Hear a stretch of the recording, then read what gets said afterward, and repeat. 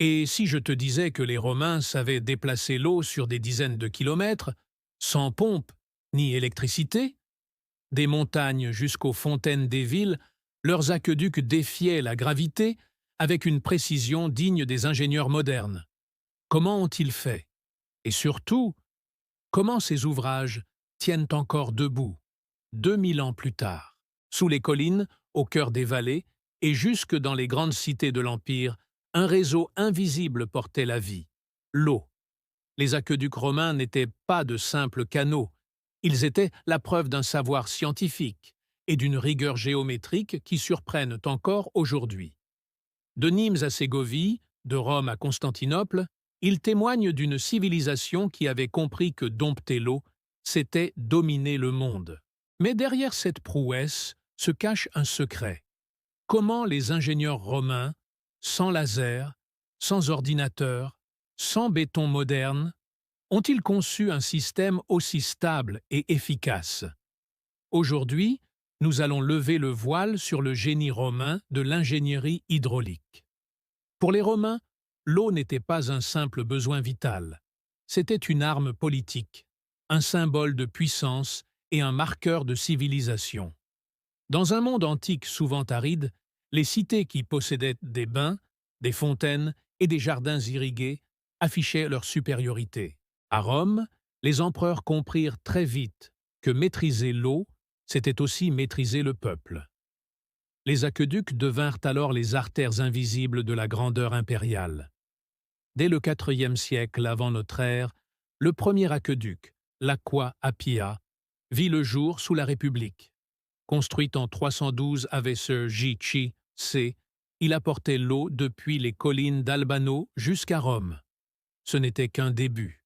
En quelques siècles, la capitale allait se doter de 11 aqueducs, couvrant plus de 400 kilomètres de canaux, dont près d'un dixième en surface, sur des arches monumentales. Au 1er siècle de notre ère, chaque habitant de Rome disposait en moyenne de plus de 1000 litres d'eau par jour, un record qui ne sera plus atteint avant le XIXe siècle. Mais cette maîtrise hydraulique allait bien au-delà du confort urbain. L'eau alimentait les thermes publics, les moulins, les latrines, les fontaines et même certains dispositifs militaires. Dans chaque province conquise, la construction d'un aqueduc signalait l'arrivée de la Romanitas, la culture romaine dans toute sa splendeur. À Nîmes, à Lyon, à Carthage, à Antioche ou à Ségovie, les ingénieurs du génie civil appliquaient les mêmes règles, les mêmes outils et la même obsession. Faire couler l'eau, toujours à la juste pente. Les aqueducs étaient aussi des monuments politiques. César, Auguste ou Trajan ne se contentaient pas de guerres victorieuses. Ils offraient au peuple le luxe de l'eau courante. Ce don, visible dans les fontaines publiques, entretenait la loyauté des citoyens et la foi dans la grandeur de Rome.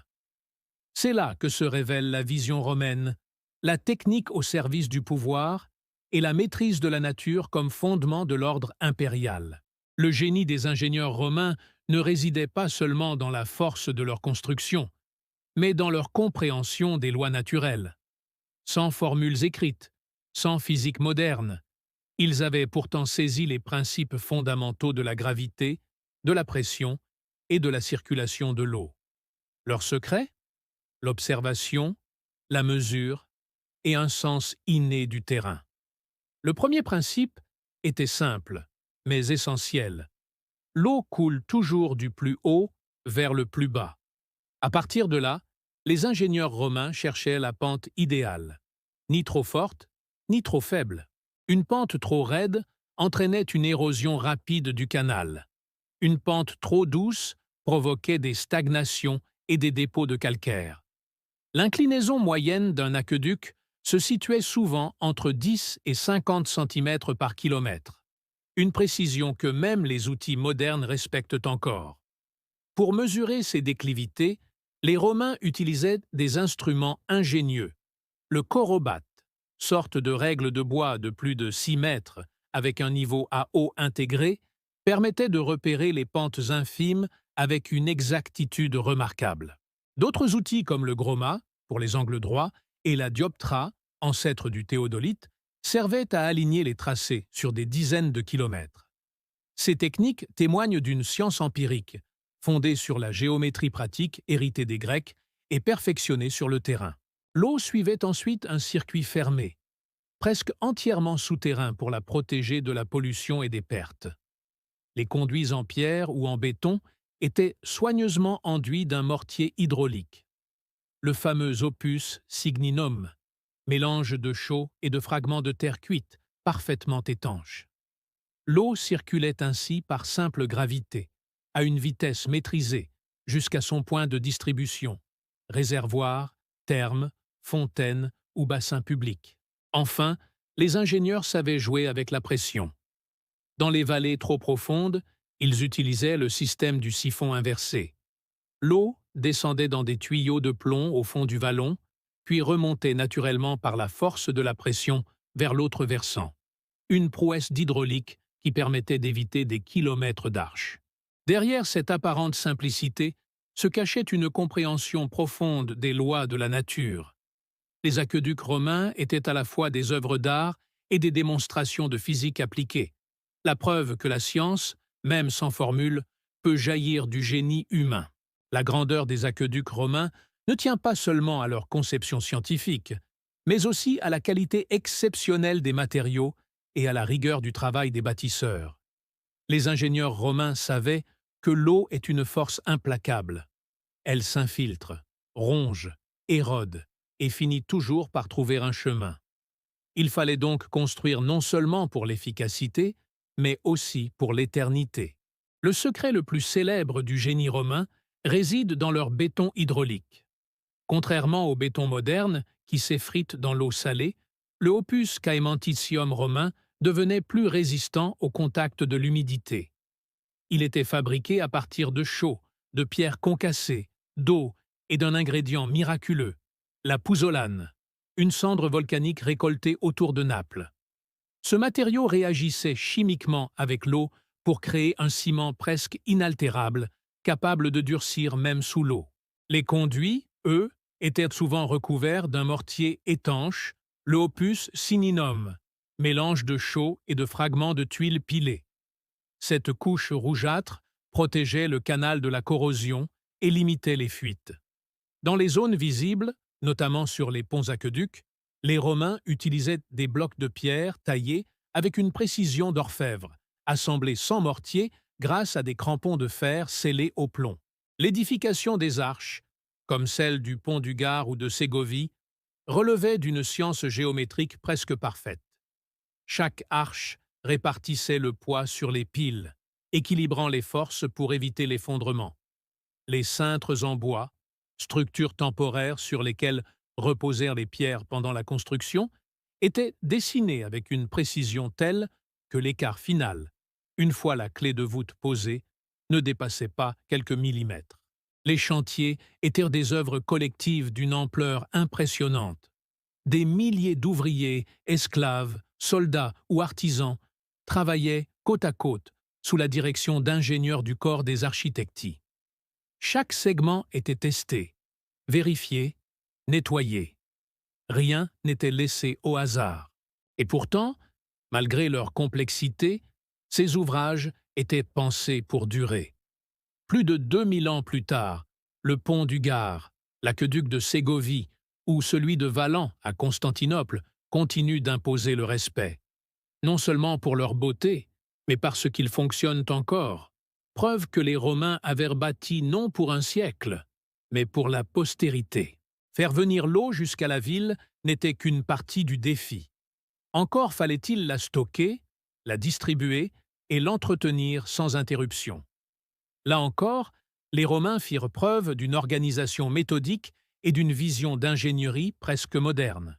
L'eau, après avoir parcouru des kilomètres de canaux, arrivait d'abord dans de vastes bassins de décantation appelés castella aquae. Ces réservoirs jouaient un rôle essentiel. Ils permettaient de filtrer les impuretés et de réguler le débit avant la distribution. De là, le flux était réparti vers 3 grandes destinations: les édifices publics, thermes, fontaines, latrines, les espaces privés, domus et villas aisées, et les services techniques, ateliers, moulins, jardins. Cette division obéissait à une hiérarchie stricte. Le peuple pouvait boire et se laver, mais les élites recevaient l'eau la plus pure, et souvent en priorité.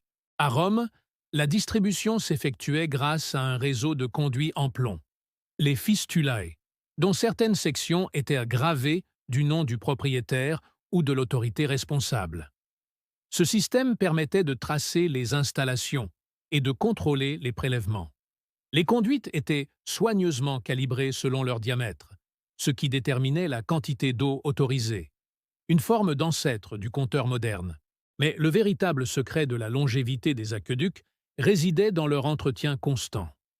Des équipes spécialisées, appelées les curators aquarum, veillaient jour et nuit sur le réseau. Ces inspecteurs surveillaient les fuites, nettoyaient les dépôts calcaires et réparaient les arches fissurées. Des galeries d'accès, souvent dissimulées dans les flancs des collines, permettaient d'intervenir sans interrompre le flux. On a même retrouvé des outils et des graffitis laissés par ces ouvriers, un témoignage direct du soin apporté à ces infrastructures. L'eau, une fois utilisée, repartait vers les égouts, un autre chef-d'œuvre du génie romain. Le Cloaca Maxima de Rome, toujours en service dans certaines sections, démontre l'idée d'un cycle complet de gestion de l'eau, de la source à l'évacuation. Dans les thermes, les Romains avaient même mis au point des circuits secondaires de réchauffement par hypocauste, exploitant la chaleur des fours pour alimenter les bains chauds. Tout était pensé, régulé, orchestré. L'eau était une matière vivante, domestiquée, mais respectée.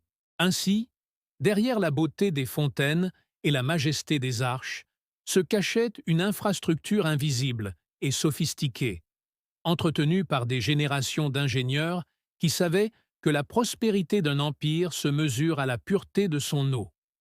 Plus de 2 millénaires après leur construction, les aqueducs romains continuent d'inspirer les ingénieurs, les architectes et les urbanistes.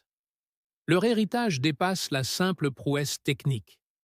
Il incarne une philosophie de l'ingénierie fondée sur la durabilité, la simplicité et le respect des lois naturelles. D'un point de vue strictement technique, les Romains avaient anticipé des principes que nos sociétés redécouvrent aujourd'hui. La gravité comme moteur naturel, la redondance des systèmes pour éviter les pannes et l'utilisation de matériaux locaux adaptés au climat et au terrain. Leurs canaux, en suivant les courbes du relief plutôt que de les contrecarrer, minimisaient les pertes d'énergie et les coûts de construction.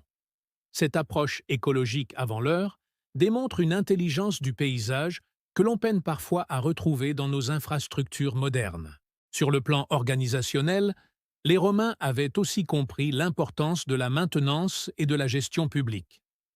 Le service des eaux de Rome, dirigé par des fonctionnaires spécialisés comme Sextus Julius Frontinus, ingénieur en chef au 1er siècle, tenait des registres précis des débits, des réparations et des branchements. Ces écrits, le De Aqua Eductu Urbis Romae, sont encore étudiés aujourd'hui dans les écoles d'ingénieurs. Ce texte nous rappelle que la transparence et la rigueur administrative sont aussi des fondations de la stabilité d'un réseau. Mais au-delà des techniques, l'héritage romain est aussi culturel. Les aqueducs étaient un pont entre la science et la beauté. Le pont du Gard, par exemple, n'a pas été conçu pour être beau au sens artistique. Sa beauté découle de son équilibre parfait, de ses proportions géométriques et de sa fonctionnalité totale. C'est l'expression la plus pure du génie antique, lorsque la forme épouse la fonction avec harmonie. Enfin, il y a dans ces ouvrages une leçon morale. Les Romains construisaient pour durer, pour leurs descendants, non pour le profit immédiat. Leurs infrastructures étaient pensées sur des siècles, pas sur des bilans trimestriels. Dans un monde moderne en quête de durabilité, ce message résonne avec une force particulière. Bâtir, c'est transmettre. Ainsi, les aqueducs romains ne sont pas de simples vestiges d'un passé glorieux. Ils sont un miroir tendu à notre civilisation, preuve qu'avec de la mesure, de la raison et du respect des lois naturelles, l'ingénierie peut devenir un art, et l'eau, la vie elle-même, une œuvre éternelle. L'histoire des aqueducs romains est bien plus qu'un récit d'ingénierie. C'est celui d'une civilisation qui avait compris que l'eau, c'est la vie, mais aussi le pouvoir, la beauté et la mémoire. Chaque arche dressée dans le paysage, chaque canal taillé dans la pierre, chaque goutte guidée par la main humaine portait une idée, celle d'un monde ordonné, rationnel et durable. Quand on contemple aujourd'hui le pont du Gard ou l'aqueduc de Ségovie, on ne voit pas seulement des ruines, mais des lignes de pensée figées dans la pierre. Ces ouvrages parlent encore, parce qu'ils incarnent un idéal oublié, celui d'un progrès humble, ancré dans la nature et au service du bien commun. Et pourtant, la question demeure. Qu'avons-nous fait de cet héritage? Nos villes, nos réseaux, nos barrages et nos usines de dessalement poursuivent le même rêve, dompter l'eau. Mais avons-nous encore cette même sagesse, cette même volonté de durer 1000 ans? Peut-être que le vrai génie des Romains n'était pas d'avoir bâti des aqueducs, mais d'avoir su unir science, politique et spiritualité dans une même œuvre. Et si c'était cela, le secret des civilisations qui traversent le temps?